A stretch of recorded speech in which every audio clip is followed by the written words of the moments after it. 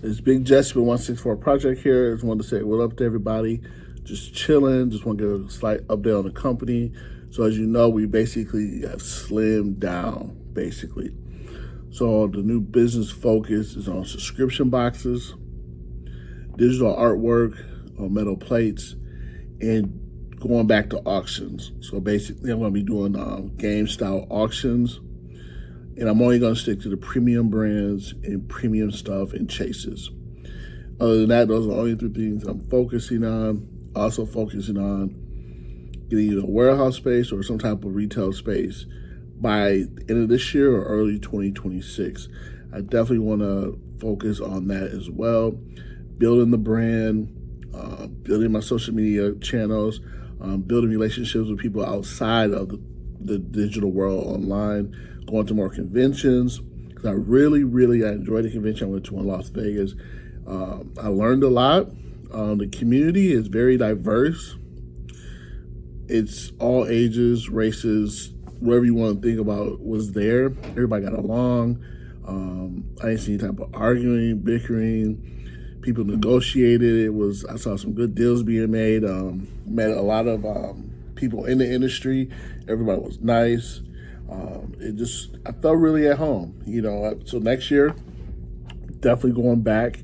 I'm going to try to make the one in LA, but I don't know yet, but I'm definitely going back in 2026 will be the year of the convention. I'm going to try to hit one of every 2 to 3 months. I really think you can really build. I want to talk to more vendors and stuff like that because I got some ideas. I'm not going to shout out the internet because it's a lot of copycats out there, so you got to be careful shooting out your ideas. But yeah, we're still here. We're still making waves. Have made some mistakes, and one of them is I would never do a pre-order ever again. Maybe once I get established and get a little bit bigger, but starting off, I would recommend, if you're trying to do this as a business, is to don't use your personal collection guidelines or rules or whatever you collect. Be a judge of what you buy to sell to other people. Because one thing with Diecast is that it's too broad. You can't, what I may like, I'll put it like this, what I may like, 25 other people may not like, right? So you have to keep your options open when you're becoming more of a dealer or retailer, when you're trying to make money off of it, because you'll be surprised, I was very surprised, on what people like. Like some of the stuff that people pay like top dollars for, I'd be like, I don't get it. And I was at the beginning, that was a very bad mistake that I made, because I probably missed a lot of money not getting things that other people like versus what I like. So what that means, people, if you want to get into make money off your hobby, because I still love it as a hobby, is that you have to take your bias out of it, okay? And think like a customer.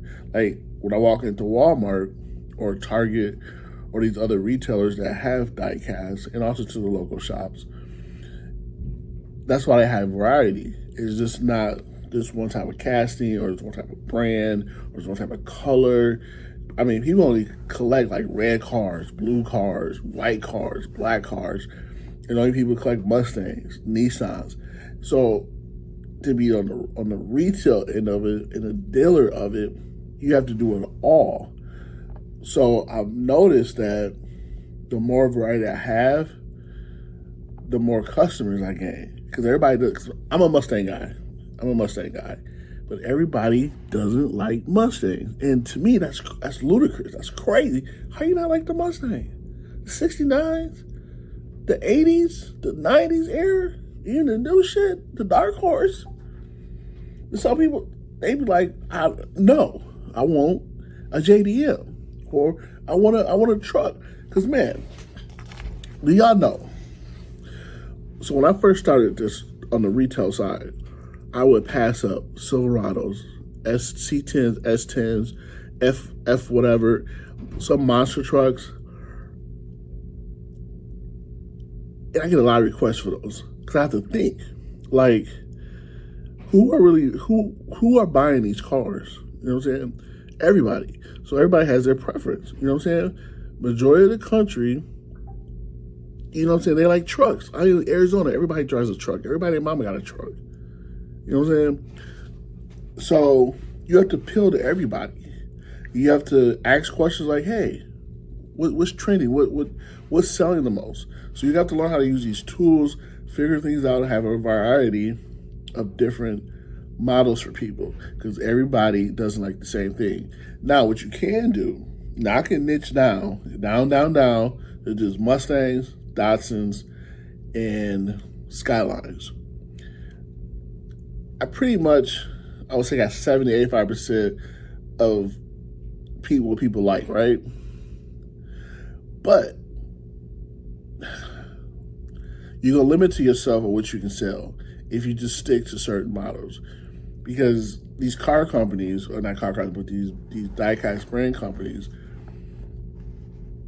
they do different stuff, like M2s, Giant Lightens, Green Light. They do different castings, even though they try to dib and dab a little bit into JDMs or something else.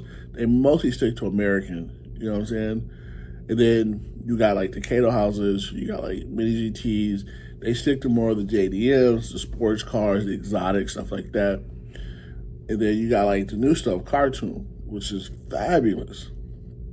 I mean, especially the new stuff they coming out. Some stuff I saw at the convention, I can't wait, you know?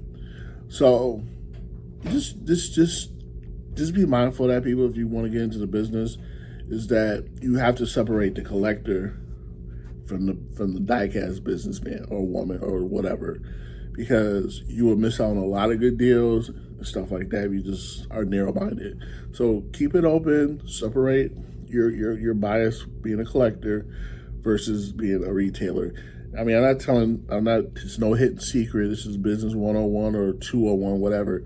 But I'm just coming from my perspective of when I started and where my mind frame was, which I wish I would have been thinking like I'm thinking now, because I could have made a lot more money, contacts, stuff like that, with offering a broader selection. So, yeah, so moving forward, we are, I don't sell too much on my website. Oh, that's another thing too.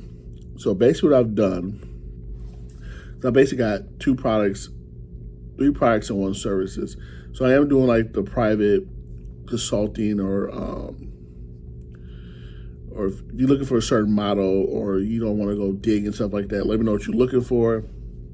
I'll go do all the research, find it for you. If you like it, I'll send you an invoice and I'll go get it for you, basically. So I'm basically your private diecast shopper. Okay, that's what I'm doing. It's a service, okay? And it's only $5 for that, plus the cost of acquiring the item, and then a delivery, then doing good, or local pickup, or whatever. But to get back to what I was saying, the main website, which is 164 Project, right? That's like the umbrella. That's like the topmost layer, and everything kind of trickles down. So what I have that website for is basically just, hey, this is what we do. But if you want to buy it or whatever, click this link. It's going to take you to a more one item focus page, right? So the subscription boxes are going to probably be on Crate Joy. And then my artwork's going to be on Etsy. And then the auctions are going to be Facebook, Instagram, or whatnot. Majority whatnot, Instagram. And my consulting is just, that'll be online. So that's the only thing I will do off the main website is the private shopper, basically. And then obviously I got my FAQs about me, about us, about the company on there. But that's what that website is for. But I'm moving every product to have its own domain, email address, blah, blah, blah, blah, blah, blah, social media account, stuff like that. But other than that, that's where we're at. That's the latest and greatest update. I think everybody have a good day. God bless you and be safe out here. It's your boy, Big Jesse, 164 Project. Yeah.